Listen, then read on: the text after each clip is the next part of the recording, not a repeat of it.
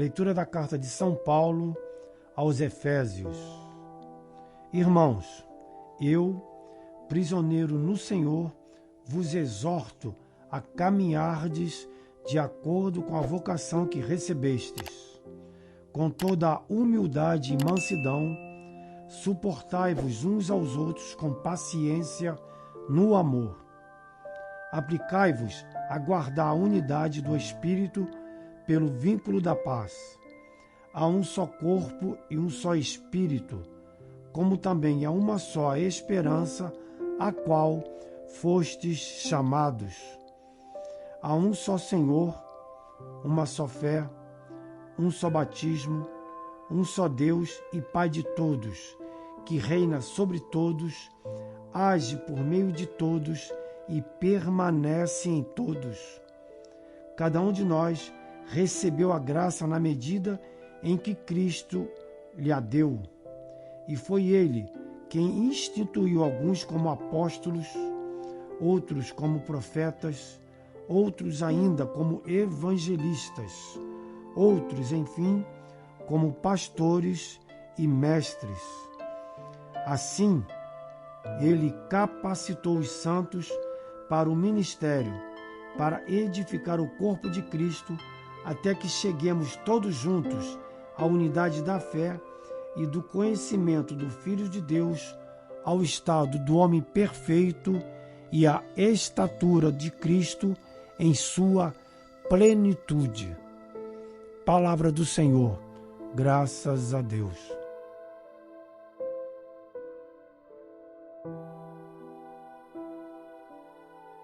Proclamação do Evangelho de Jesus Cristo segundo Mateus. Glória a vós, Senhor. Naquele tempo, Jesus viu um homem chamado Mateus sentado na coletoria de impostos e disse-lhe: segue-me. Ele se levantou e seguiu a Jesus. Enquanto Jesus estava à mesa, em casa de Mateus, vieram muitos cobradores de impostos e pecadores e sentaram-se à mesa com Jesus e seus discípulos.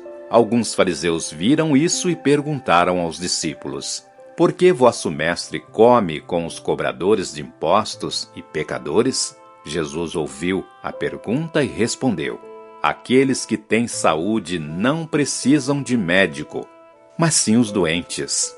Aprendei, pois, o que significa: quero misericórdia e não sacrifício. De fato, eu não vim para chamar os justos, mas os pecadores. Palavra da salvação. Glória a vós, Senhor.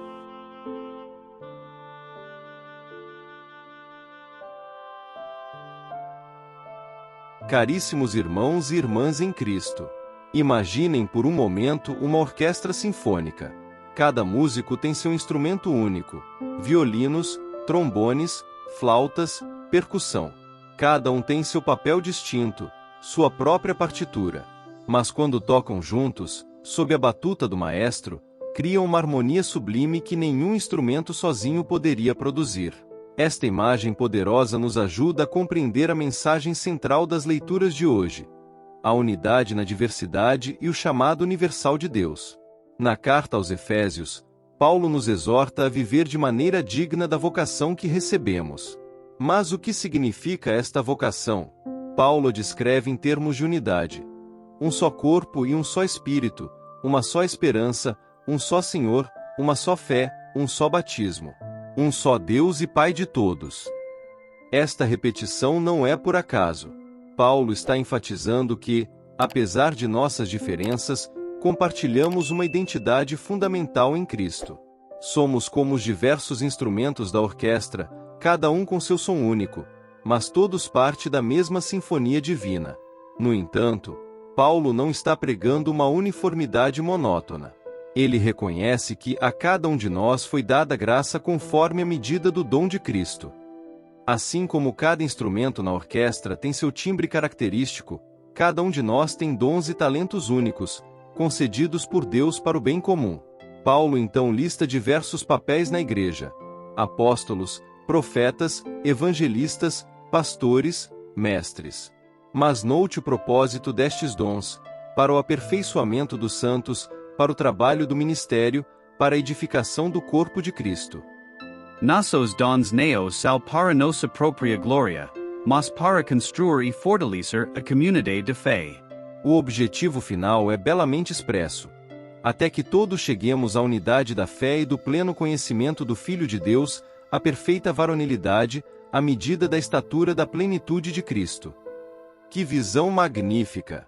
Paulo está nos chamando a um crescimento contínuo, um amadurecimento espiritual que nos leva a uma semelhança cada vez maior com Cristo. Agora, voltemos nossa atenção para o Evangelho. Nele, vemos Jesus chamando Mateus, o cobrador de impostos. Para entender o impacto desta cena, precisamos nos lembrar de que os cobradores de impostos eram vistos como traidores e pecadores na sociedade judaica da época. Eles trabalhavam para os opressores romanos e frequentemente extorquiam dinheiro extra para si mesmos. Mas Jesus não vê Mateus através das lentes do preconceito social. Ele vê um filho de Deus, alguém com potencial para o reino. Com duas simples palavras, segue-me, Jesus transforma a vida de Mateus. A resposta de Mateus é imediata e radical. Ele se levanta e segue Jesus.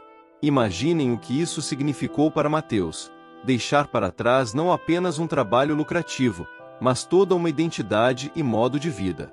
Este é o poder transformador do chamado de Cristo. Mas a história não termina aí. Mateus organiza um banquete e convida Jesus, junto com muitos outros publicanos e pecadores. Isto escandaliza os fariseus, que perguntam aos discípulos: por que come o vosso mestre com os publicanos e pecadores? A resposta de Jesus é profunda e reveladora. Não são os que têm saúde que precisam de médico, mas sim os doentes. Eu não vim chamar justos, mas pecadores. Esta declaração de Jesus ecoa poderosamente a mensagem de Paulo aos Efésios. Jesus está afirmando que seu chamado é universal, não apenas para os justos, mas especialmente para aqueles que a sociedade considera indignos ou marginalizados. Então, como podemos aplicar estas leituras em nossas vidas hoje? Primeiro, somos chamados a reconhecer nossa unidade fundamental em Cristo. Apesar de nossas diferenças, de origem, cultura, status social ou mesmo denominação religiosa, somos todos parte do mesmo corpo de Cristo. Como os instrumentos da orquestra, nossa diversidade não deve nos dividir, mas enriquecer nossa harmonia coletiva. Segundo, somos convidados a valorizar e utilizar nossos dons individuais. Cada um de nós tem um papel único a desempenhar no corpo de Cristo. Não devemos comparar nossos dons com os dos outros ou desejar ser algo que não somos. Em vez disso, devemos buscar desenvolver e usar os talentos que Deus nos deu para o bem da comunidade. Terceiro, somos desafiados a ver os outros como Jesus os vê.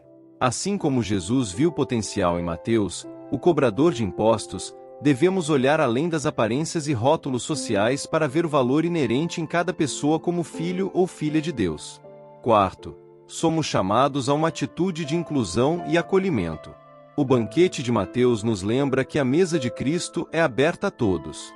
Em nossas igrejas, em nossas comunidades, em nossas vidas, estamos criando espaços onde todos se sentem bem-vindos, especialmente aqueles que a sociedade muitas vezes marginaliza. Quinto, somos convidados a um crescimento contínuo em Cristo. A visão de Paulo de chegarmos à medida da estatura da plenitude de Cristo é um chamado ao discipulado ao longo da vida.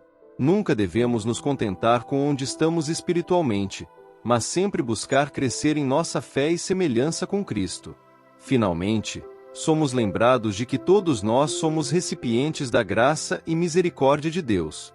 As palavras de Jesus, não vim chamar justos, mas pecadores, são um lembrete humilde de que todos nós precisamos da cura e redenção que só Cristo pode oferecer. Meus queridos irmãos e irmãs, que possamos hoje renovar nosso compromisso de viver dignamente o chamado que recebemos. Que possamos valorizar nossa unidade em Cristo enquanto celebramos nossa diversidade. Que possamos ver os outros e a nós mesmos através dos olhos amorosos de Jesus. E que possamos, individual e coletivamente, crescer cada vez mais à semelhança de Cristo. Que a graça de nosso Senhor Jesus Cristo, o amor de Deus Pai, e a comunhão do Espírito Santo estejam com todos vocês. Amém.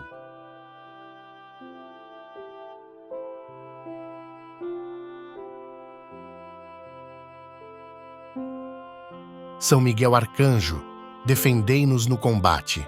Sede o nosso refúgio contra as maldades e ciladas do demônio. Ordene-lhe Deus, instantemente o pedimos, e vós, príncipe da milícia celeste, pela virtude divina, precipitai no inferno a Satanás e aos outros espíritos malignos que andam pelo mundo para perder as almas. Amém.